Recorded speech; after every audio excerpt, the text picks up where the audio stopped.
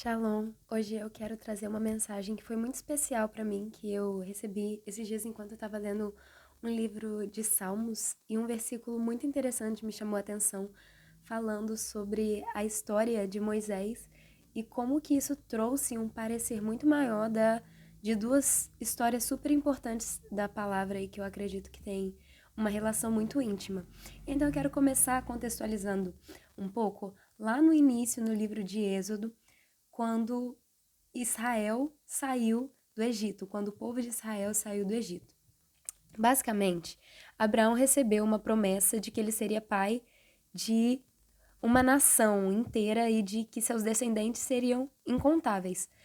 E a partir dessa promessa feita a Abraão, algo que também surgiu foi a promessa de Canaã, a terra prometida, e onde seria esse lugar de habitação do povo para sempre, seria para sempre do povo de Israel. Só que alguns anos depois dessa promessa, algumas gerações depois dessa promessa feita a Abraão, Abraão gerou Isaac, Isaac gerou Jacó, Jacó gerou José e seus irmãos. E no período de José e de seus irmãos, José ele foi vendido para o Egito por causa de seus irmãos. Isso é uma outra história super interessante.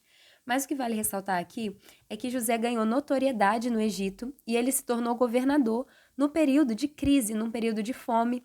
E nesse período, o povo das outras regiões ia até o Egito para buscar comida, porque somente lá eles tinham se preparado para esse período de fome que viria.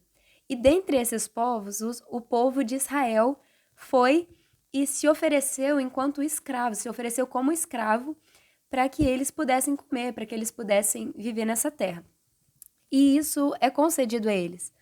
Só que depois de um tempo, esse período de escravização, esse período de os judeus, os israelitas, eles serem escravos, ele foi se tornando muito duro.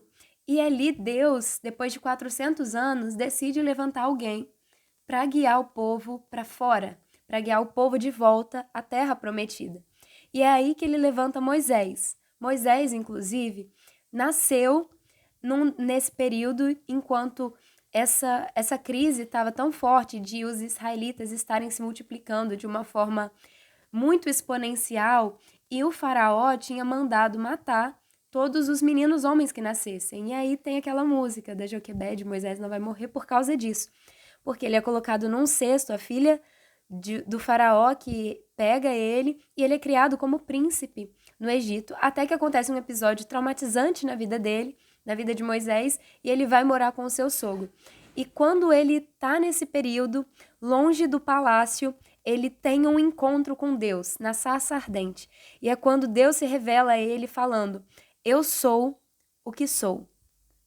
E quando ele fala isso, quando ele tem essa palavra, quando Deus libera essa palavra, ele também fala: eu certamente serei contigo. E quando ele estava falando que Moisés iria liderar o povo de volta a Canaã.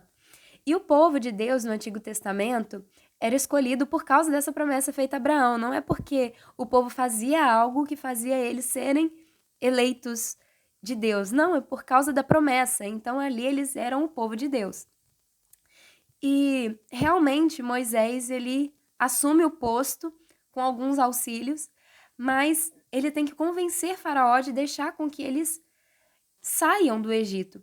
E a partir dessa tentativa, Deus manda as pragas, as 10 pragas do Egito.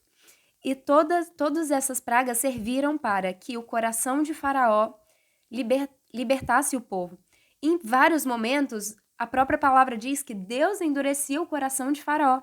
E para quê? Para que Deus fosse glorificado ainda mais nisso. E o povo é liberado. Depois das pragas, o povo é liberado. E tem esse momento de primeiro impedimento, porque o povo está saindo e quando eles estão chegando no início da sua travessia, da sua trajetória, o povo é encontrado pelos egípcios que, de uma hora para outra, né, eles têm essa vontade de não vamos libertar o povo mais não, a gente vai lá atrás deles. Porque Deus gerou isso no coração do próprio faraó. E os egípcios, eles vêm num momento de muita tensão da história do povo de Israel.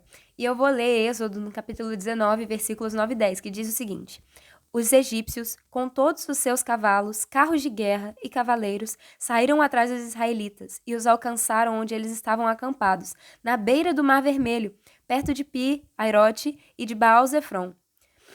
Quando os israelitas viram o rei e o seu exército marchando contra eles, ficaram apavorados, gritaram pedindo ajuda de Deus, o Senhor. E o que mostra pra gente é que Israel estava meio encurralado. Eles estavam na frente do mar. Como que eles iam sair daquilo? Eles não tinham como retroceder, porque os egípcios estavam logo atrás deles. E existe a reação do povo nesse momento de tensão, que são os 2 versículos seguintes, os versículos 11 e 12. E disseram a Moisés: Será que não havia sepulturas no Egito? Por que você nos trouxe para morrermos aqui no deserto? Veja só o que você fez, nos tirando do Egito. O que foi que lhe dissemos no Egito? Pedimos para que nos deixasse em paz, trabalhando como escravo para os egípcios, pois é melhor ser escravo dos egípcios do que morrer aqui no deserto. E isso mostra uma coisa muito interessante para a gente, que é: Moisés não foi o primeiro a reclamar porque ele tinha tido uma palavra de Deus, uma revelação de quem ele era e do que ele iria fazer, mas o povo não. Então, quando não temos comunhão com Deus, a gente não partilha a mesma visão que ele. E se a gente não tem a mesma visão, o processo todo perde sentido. E a partir disso, o Senhor dá uma orientação a Moisés para que ele saísse, para que ele tirasse o povo daquela situação, e ele salva o povo. E o mar é aberto, e nos versículos 21 ao 27 desse mesmo capítulo de Êxodo, a gente consegue ler o processo da libertação do povo. Eu vou abrir aqui para a gente entender. E diz: Moisés estendeu a mão sobre o mar, e Deus, o Senhor, com um vento do leste muito forte, fez com que o mar recuasse. O vento soprou a noite inteira e fez o mar virar terra seca. As águas foram divididas e os israelitas passaram pelo mar em terra seca, com muralhas de água nos 2 lados. Os egípcios os perseguiram e foram atrás deles até o meio do mar, com todos os seus cavalos, carros de guerra e cavaleiro. Logo antes de amanhecer, da coluna de fogo de nuvem, o Senhor olhou para o exército dos egípcios e fez com que eles ficassem apavorados. Os carros de guerra andavam com grande dificuldade, pois Deus fez com que as rodas ficassem atoladas. Então os egípcios disseram: Vamos fugir dos israelitas, o Senhor está lutando a favor deles e contra nós. Então o Senhor Deus disse a Moisés: Estenda a mão sobre o mar, para que as águas voltem e cubram os egípcios, os seus carros de guerra e os seus cavaleiros. Então os egípcios, eles ficaram tão apavorados que eles tiveram essa percepção: vamos fugir dos israelitas. Deus está lutando a favor deles e contra nós, que era o que realmente estava acontecendo naquele momento. E é muito interessante, é muito lindo, é uma forma muito miraculosa de Deus agir. E no capítulo 15 mostra o quanto o povo entoou louvores ao Senhor e como eles agradeceram por serem libertos daquela situação. Mas lembra daquele período em que Deus estava mandando as pragas para o Egito para que o faraó liberasse o povo? Nesse mesmo momento, Deus liberava pragas sobre o povo e não permitia com que essas pragas atingissem os israelitas. E eles em nenhum momento louvaram ao Senhor por causa disso. Mas quando o povo se sentiu impotente, quando eles perceberam que nada lhe iria livrá-los, e eles viram que apenas o Senhor fez isso e deixou o mar em terra seca, e quando o povo se sentiu impotente, eles reconheceram o poder e o cuidado do Senhor, e aí sim eles puderam adorar. E quantas vezes a gente age da mesma forma que Israel? A gente vê livramento de Deus o dia todo, a gente vê todo dia o Senhor fazendo algo por nós, mas só quando nós nos sentimos impotentes é que nós percebemos que Deus sempre esteve lá. E dando continuidade à história, e já trazendo a aproximação com a outra parte da palavra de Deus, mas com uma história muito distinta, o povo, ele ali no deserto, por muitos motivos, mas principalmente por causa da reclamação, eles passaram anos, anos e anos no deserto. Algo que era para durar dias, durou gerações. E ali, enquanto eles estavam naquela travessia para Canaã, o povo estabeleceu tabernáculos. O Senhor deu uma orientação para que o povo levantasse tabernáculos e tivesse a divisão das tribos. E nesse processo de Deus levantar o tabernáculo era dividido em 3 partes. Mas eu quero citar a parte mais importante, que era o Santo dos Santos, que era onde o sacerdote ia uma vez ao ano para adorar ao Senhor, para adorar pedindo perdão pelos pecados do povo. Era quando ele ia fazer essa expiação pelo pecado do povo. E Moisés, a gente vê nesse processo todo a tábua, os 10 mandamentos, a forma que o povo tem esse cuidado com a casa de Deus, e o que separava o santo lugar do Santo dos Santos, que era onde a presença de Deus descia uma vez ao ano e se materializava ali como uma nuvem de fumaça, e somente com o sacerdote para perdoar os pecados do povo. Essas 2 partes, o santo lugar e o Santo dos Santos, eram separados por um véu muito grande. E tem uma palavra aqui anterior, se eu não me engano, é a primeira mensagem postada aqui, falando sobre o tabernáculo. E lá eu explico melhor como era esse véu. Mas, no geral, era o que separava a presença de Deus do povo. E Jesus, ele vem, e era essa a segunda parte, a segunda história. E quando Jesus ele vem como filho de Deus, filho do homem e filho de Deus. Ele exerce o seu ministério na terra, ele faz os seus sinais, as suas maravilhas, ele tem os seus discípulos, então ele exerce um discipulado, e ele tem a sua morte. E na sua morte, ele nos traz vida. A morte de Jesus foi o que representou o sacrifício de toda a humanidade. Esse sacrifício que era apresentado no altar de remissão aos pecados apenas uma vez ao ano, o Senhor vem a partir de sua morte, Jesus vem a partir de sua morte para trazer remissão do pecado de toda a humanidade. E os versículos 50 e 51 do capítulo 27 de Mateus dizem o seguinte: E Jesus, clamando outra vez com grande voz, já na cruz, rendeu o espírito, e eis que o véu do templo se rasgou em 2, de alto a baixo, e tremeu a terra, e fenderam-se as pedras. Então, pela morte dele, pela morte de Jesus, nós temos acesso a Deus. E algo muito interessante é que a partir disso, nós nos tornamos participantes da glória de Deus. Nós nos tornamos participantes do povo de Deus. Por que isso? Porque lembra que no Antigo Testamento o povo era escolhido de Deus apenas por ser descendência de Abraão. A partir daqui nós somos escolhidos por Deus pela fé em Jesus. E Paulo nos diz, na sua carta aos Romanos, no capítulo 4, os versículos 16 e 17, portanto, é pela fé, para que seja segundo a graça, a fim de que a promessa seja firme a toda a posteridade, não somente a que é da lei, mas também a que é da fé de Abraão, o qual é pai de todos nós, conforme está escrito, por pai de muitas nações te constituí, perante aquele no qual creu, a saber, Deus, o qual vivifica os mortos e chama as coisas que não são como se já fossem. Então, o que Paulo está falando aqui é que perante Deus, nós agimos com a fé de Abraão, e é por isso que nós somos salvos. Pela graça sois salvos, porque é pela fé para que seja segundo a graça, porque se não fosse pela fé, seria por obras. E a gente não é salvo por obras. Israel não foi salvo por obras, da mesma forma que nós não somos. Eles foram salvos por eleição e nós por fé.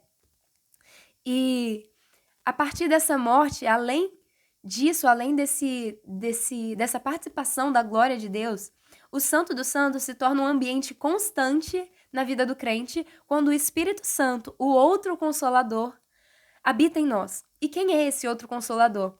Nos primeiros versículos de João, capítulo 14, Jesus, antes de sua morte, ele está falando sobre isso. E ele diz, aliás, aqui é João, capítulo 14, versículo 16, Eu pedirei ao Pai, e ele lhes dará outro auxiliador, o Espírito da verdade, para ficar com vocês para sempre. Então o Espírito está conosco, da mesma forma que Deus chamou a Moisés dizendo: certamente eu serei contigo. Jesus nos diz: o outro Consolador que ficará com vocês para sempre. E a promessa da eternidade, ela está em Jesus, segundo João, no capítulo 3, no versículo 16, porque Deus amou o mundo de tal maneira que deu seu Filho unigênito para que todo aquele que nele crê não pereça, mas tenha vida eterna. Então essa é a nossa promessa. A partir da morte de Cristo, nós temos acesso a Deus e acesso à eternidade nele. João, agora que eu estava dizendo, no capítulo 14, nos primeiros versículos, do versículo 1 ao 6, diz o seguinte: Jesus disse: não fiquem aflitos, creiam em Deus e creiam também em mim. Na casa do meu Pai há muitas moradas, e eu vou preparar um lugar para vocês. Se não fosse assim, eu já lhes teria dito. E depois que eu for e preparar um lugar para vocês, voltarei e os levarei comigo para onde eu estiver, vocês estejam também.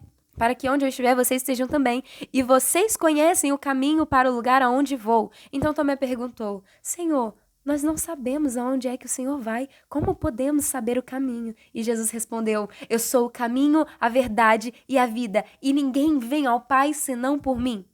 E a eternidade é na casa de Deus, o qual nós só acessamos através de Jesus a partir do véu rasgado.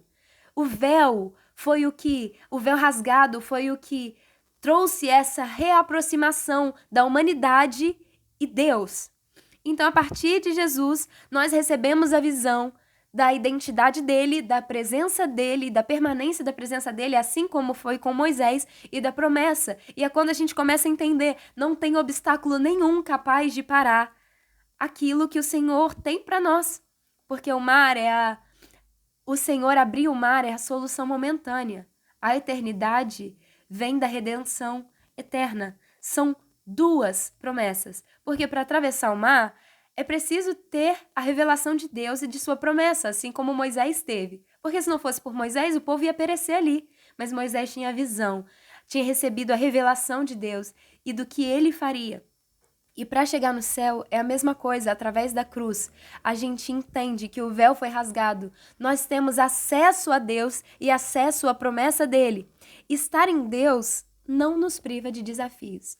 Isso é algo que muitas vezes temos uma dificuldade de entender. E no Salmos 23, ele diz: o Senhor é meu pastor e nada me faltará. E algumas vezes a gente está sentindo falta de algo e a gente está pensando: não é certo que isso esteja acontecendo, porque o Senhor é meu pastor e nada me faltará. Só que a palavra do Senhor também nos diz que todas as coisas cooperam juntamente para o bem daqueles que amam a Deus. Então, se nós não temos algo, se algo está nos faltando, é porque nós não precisamos desse algo nesse momento. E estar em Deus não nos priva de desafios, assim como o povo não foi privado de desafios no deserto só porque era povo de Deus. O povo se viu na frente do mar. Só que a palavra de Jesus para nós é: no mundo tereis aflições, mas tende bom ânimo. Eu venci o mundo. Porque existem momentos que Deus precisa abrir o mar. Ele precisa dar um escape, uma solução momentânea. Mas só é capaz de atravessar o mar quem já atravessou o véu.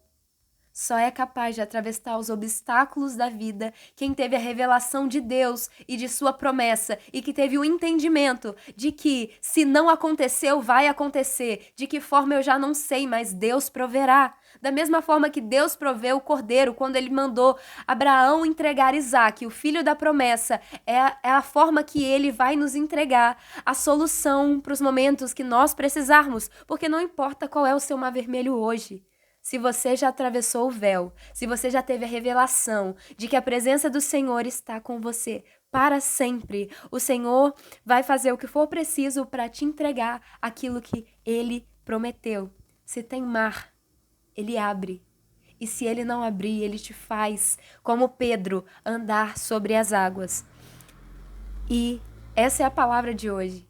Que nós possamos entender que quando nós temos a revelação de Deus, de quem Ele é, do que Ele nos prometeu e de que Ele está conosco para sempre, nada se torna um empecilho para que vivamos uma vida plena. O Senhor tem para nós vida e vida em abundância. E assim como o salmista disse, louvai ao Senhor, louvai aquele que abriu o mar, porque a sua benignidade dura para sempre. Que nós possamos em todo tempo louvar ao Senhor, porque a benignidade dele dura para sempre. E eu quero fazer um convite a você agora. Se você já é cristão, se você já foi crente, se você sente que precisa ter uma reconciliação, se você precisa se ver agora atravessando esse véu que nos dá acesso à presença de Deus, e se você nunca tinha ouvido falar, mas se você se sentiu tocado de alguma forma a ter essa presença de Deus, esse resgate, e você quer entregar a sua vida a isso, a Jesus, a essa misericórdia, a essa graça hoje, eu te convido a fazer uma oração. Senhor Jesus, eu te entrego a minha vida e eu te confesso como meu único e suficiente Salvador e Senhor, em nome de Jesus. Pai, eu quero orar te agradecendo porque o Senhor é aquele que já cumpriu o que prometeu. O Senhor já liberou tudo aquilo que nós precisamos para atravessar os desafios da vida. Senhor Jesus, obrigada pela promessa, obrigada por tudo aquilo que o Senhor já liberou, pela vida eterna que temos no Senhor, pela presença de Deus que temos a partir do véu através de Jesus. Senhor, eu te entrego todas as nossas questões enquanto Igreja de Cristo, enquanto humanidade, que nós possamos a cada dia buscar intimidade, buscar comunhão, para que partilhemos a mesma visão e para que suportemos o processo. Em nome de Jesus. Amém e amém. Beijo.